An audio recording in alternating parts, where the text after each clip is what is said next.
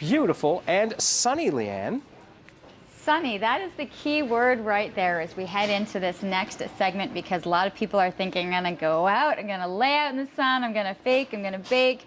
And that is really something incredibly scary, especially when we have the research that's out right now. And we've got a very interesting guest, and we're lucky that she's actually even sitting here because 9 years ago, Kathy Barnard was diagnosed with melanoma. Late-stage melanoma. Of which at that point, it was pretty much, they said you had 6 months. They said I had 6 months in 2005, actually, yes.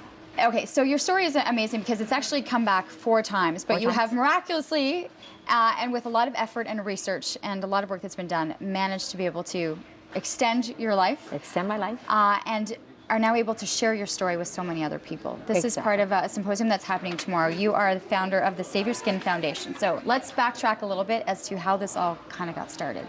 Okay, I was diagnosed in 2003. I had a small lump on my left arm that my GP thought was fatty tissue, so we didn't really worry too much about it. And 6 months later, there was 2 lumps on my arm, and when we went back in, they discovered it was malignant melanoma. It was already in the late stage 3. So I went on the first and only treatment that was approved at that time.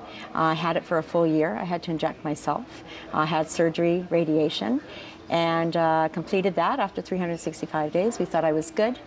And 6 months later, it came back to my lung, my liver, my bone, my adrenal gland, my kidney.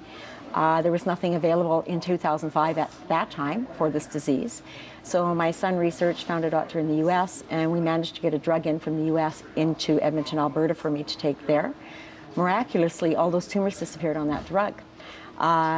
2 years later... Had your son not come across this research or anything, I probably would be it's amazing the efforts that needed to be made, you know, and taking that next step. So, exactly. So you get that medication. You're able to take that. Take it. All tumors disappear, miraculously. But 2 years later, it came back into my digestive tract. So I surgically went in and had it removed. That was 2007. And at that point, there was a trial being done on a drug called Yervoy. And I was able to get compassionate leave to get the drug. It wasn't yet approved in Canada. I also had that in Edmonton, and that's the last treatment I've had. In 2009, it came back in my right kidney, just a small tumor though. And as precautionary, I actually opted to have my kidney taken out. So the trial drug that I got in 2007 has just been approved by Health Canada, actually 2 have.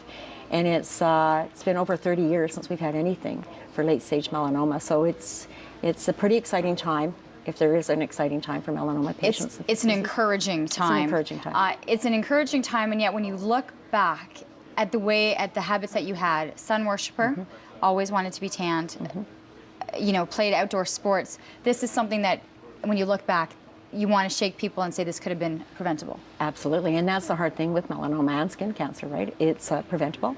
If you catch it early enough, it's absolutely curable.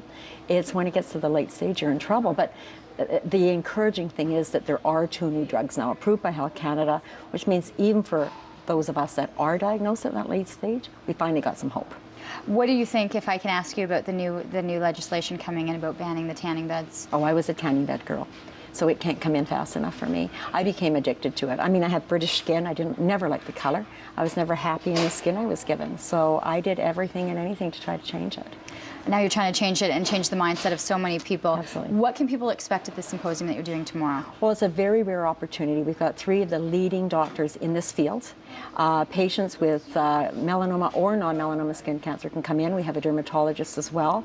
They'll be presenting on current treatment options, ways to be sun smart, different types of sunscreens that can be used, all the current treatments that are coming and treatments that are about to come. So it's a very rare opportunity. It's free.